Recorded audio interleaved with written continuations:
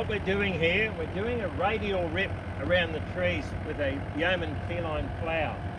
So as the roots radiate out, we're sort of going with the roots to do minimal damage. And we're only going down maximum probably 100 mil. It's just enough to allow the water to penetrate the soil. As you'll see later on in the video, that when we put the water on this really hard pan, it just runs off.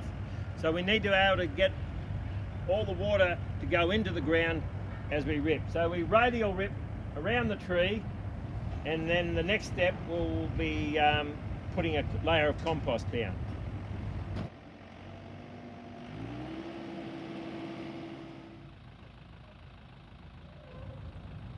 The biggest limiting factor for trees and most plants is compaction. And compaction happens over time, whether it's grazing, heavy rain, people walking, all sorts of traffic. And the thing is, in a natural forest, we would have leaf litter, we would have mulch, we would have multi-species of things, we'd have animals going through, digging and disturbing the soil. But in the city type scape, we don't have that. And so it's so important to get rid of the compaction, because what compaction is, it's an anaerobic system, so there's no oxygen. And so without any oxygens, the root systems can't push through because they have a symbiotic relationship with fungi, mycorrhizal.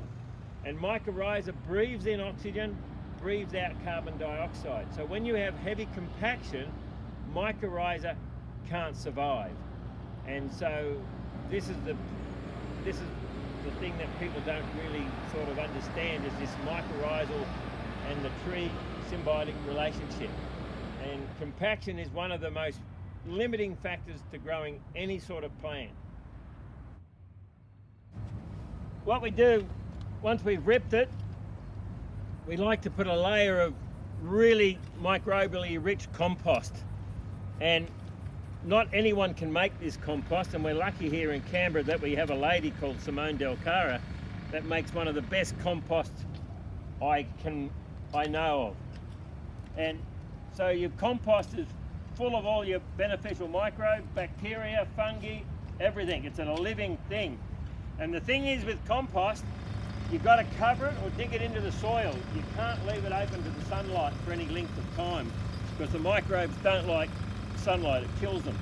So we put this layer on, and then we'll water it and wash it all through, so all the microbes get washed into the root system. And then we'll cover this with a heavy layer of mulch, and yeah, completes the system. What we have here when we water the soils, you'll find most of our soils now becoming hydrophobic. And that's because all our carbon is leaving our landscape. And so when you have a bare soil, you're burning off carbon. And so the more carbon that goes, the more hydrophobic the soils will. So it actually repels water. And so what we need to do here is not only the ripping where the water can soak in, but then we cover this with a mulch, with a carbon layer, basically. And so the water can then circulate, percolate, and move down through the soil layers. But hydrophobic soils are caused by the loss of carbon in our soils.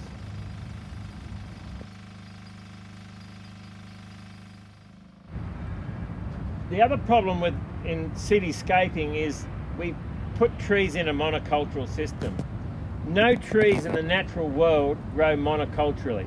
They always have support species, pioneer species that interact with the main tree. So in a system where you have these Cupressus, you know, there's no other plants contributing to their health.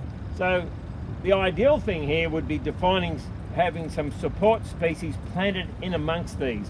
And you could mainly leguminous type plants, even small brushy wattles would help this forest heaps. But yeah, it's not a natural thing just to have grass growing straight up to trees, no mulch. Yeah. We need to rethink the way we plant trees in the cityscape.